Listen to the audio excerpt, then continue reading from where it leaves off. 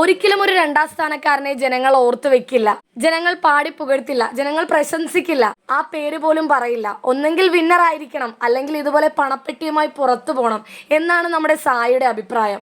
ഇത് പറഞ്ഞത് സിജോയാണ് ലാലേട്ടനോട്. സായി പണപ്പെട്ടി എടുത്ത് പുറത്തു പോയതിനെ കുറിച്ചുള്ള അഭിപ്രായം ചോദിച്ചപ്പോഴാണ് സിജോ ഇങ്ങനെ പറഞ്ഞത്.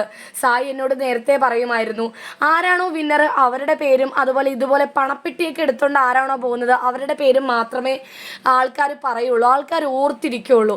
എനിക്ക് ശാരീരികമായും ബുദ്ധിമുട്ടുണ്ടടാ, അതുകൊണ്ട് ഞാൻ പണപ്പെട്ടിയുമായി പോകും എന്ന് എന്നോട് സായി പറഞ്ഞു ലാലേട്ടാ.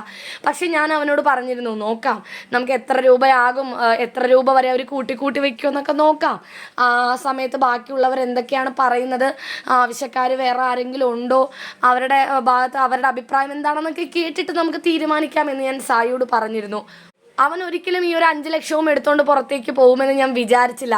പക്ഷെ അങ്ങനെ ചെയ്തപ്പോൾ പലരുടെയും അവസരമാണ് ഇവിടെ നഷ്ടപ്പെട്ടത്. കാശിന് അത്യാവശ്യമുണ്ടായിരുന്നവരുടെ അവസരമാണ് അവിടെ നഷ്ടപ്പെട്ടത്. ഇനിയിപ്പോൾ ഒന്നും പറഞ്ഞിട്ട് കാര്യമില്ലല്ലോ എന്നും സിജോ പറഞ്ഞു.